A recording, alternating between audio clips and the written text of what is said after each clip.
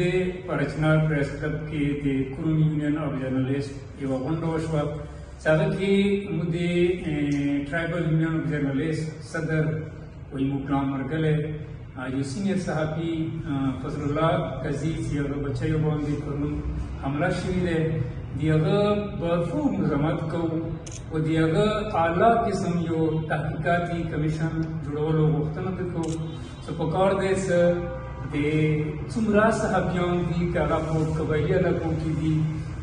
وجوړ کې دي په مومند کې دي په وزیرستان کې دي په پرلو کې دي او محفوظ نه دي هر یو صحافي ته خپل پر ځای کې د دې دهشتګردۍ دور کې هغوی ته مسلې مسایل جوړېږي خو تر اوسه پورې د یوه صحافي یا څه خاص تحقیق نه وشو چې هغه کیس هیڅ قسم ته پاته نه ورغېده تاسو ته پاته وي چې په سوونو ایمو جرنالیست قبایلي هغه شهیدان شول زخمیان شول د هغوی کورونو ته نقصان ورسېدو خو دغه بې حسه حکومت هغوی لپاره هیڅ قسم ته داسې څه روکتام یا پالیسي جوړه نه کړه چې د هغوی روکتام وشي بلکې په اوسنی چې کوم د قاضي فضل الله بچیو باندې کومه حمله وشوه هغه مو بالکل مزاحمت سره چونکې د مزاحمت یو روایتي لفظ دی خو بیا هم ادا کول یې ضروري وي پکار دی چې د دې د تحقیقات وشي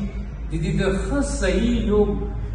صحیح هغه ته د ځان ورسوي حکومت چې آیا دا ویلې وشوه دا ویلې کېږي نو موږ ټوله د برمې صحافیان قاضي فضل الله سره برابر دي هغه کې شریک یو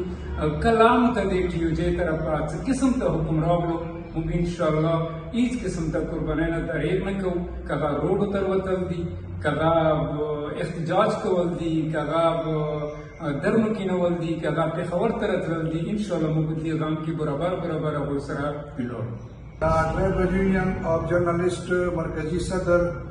قاضي فضل الله بچیو باندې پرون په پېښور کې کومه حمله شوې ده د پرچنار کرون پریس کلب پرچنار طرفه موږ د هغه سخت ورکوالو کې غندنه کوو او حکومت ته مطالبه کوو چې حکومت د دې کوم مجرمان دي هغه فوري طور باندې ګرفتار کړی شي او دې سره سره موږ حکومت نه دا مطالبه کوو چې د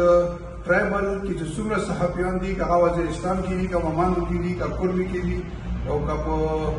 خیبر کې دي د هغوی تحفظ لپاره د عملي اقدامات وکړلی شي ویلې دې نه مخکې څو صحافیان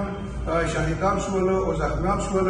او موږ د پرچنار کرون پریس کلب ممبرانو طرفه د دې کیس مکمل په سختو الفاظو کې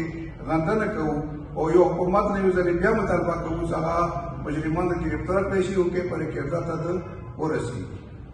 زه کوم یونین اف جرنالیست طرفه د کوم فضل الله کوم بچیو باندې حمله شوې ده د هغه بهرپور مزاحمت کوو او بیا حکومت نه دا بار ویل چې قبایلي صحافیان کم از کم